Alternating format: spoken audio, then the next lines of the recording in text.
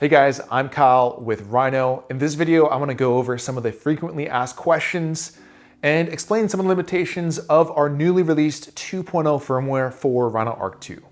All right, the first thing we're gonna talk about is tilt backlash. This is a new feature that we have added to the settings menu that allows you to compensate in firmware for the backlash of the planetary gearbox on the tilt axis.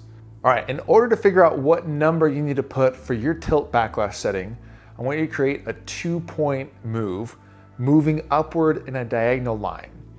And this is gonna allow you to see if pan starts moving before tilt. I just ran my test shot and pan definitely starts before tilt does, so I'm gonna increase the value for tilt backlash on my unit. Go ahead and keep increasing this value until pan and tilt start at the same time.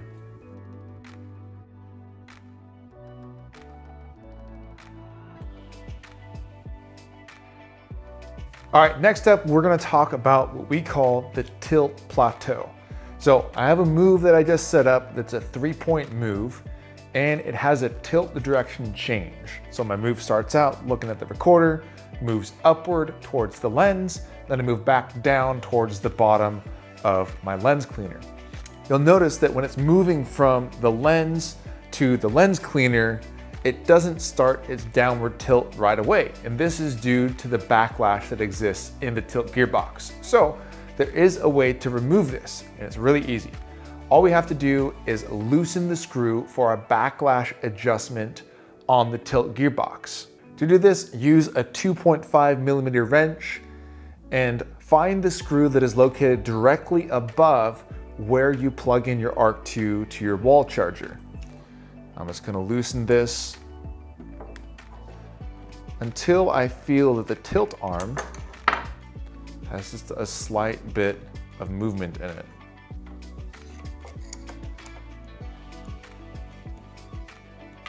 All right, perfect. Next, I want to set my tilt backlash compensation to 0 since I'm no longer compensating for any backlash. Effectively, what we're doing is we've removed any tilt backlash compensation both in firmware and in hardware. One caveat is you want to make sure that your center of gravity doesn't change from forward to rearward in the same shot, or else your shot will get a jolt in it.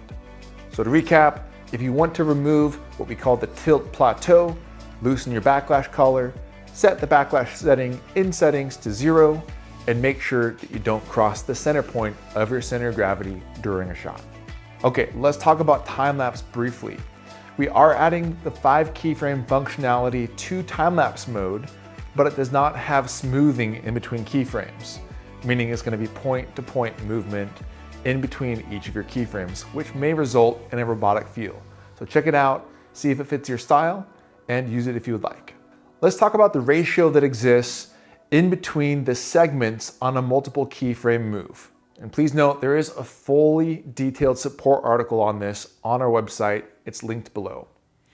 But for the sake of this video, let's say on my first keyframe, I am focused on the lens. My second keyframe, I am tilting upward or downward 5 degrees. The limitation is that on my next keyframe, I have roughly a 7 times ratio of movement that I can do.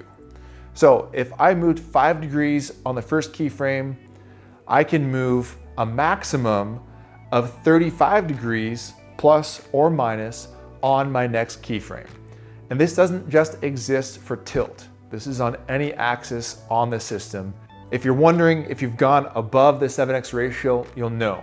Your move will stop at a given keyframe and wait there for a given period of time and then keep moving. So if you see this happen in your move, you can either decrease your ratio or try increasing your duration. From all of our testing, it's a pretty rare scenario that this will limit our compositions, but we want to make sure that you are informed. So please check out the full support article linked below for more details. All right, if you guys have any questions, please feel free to reach out to support@rhinocg.com.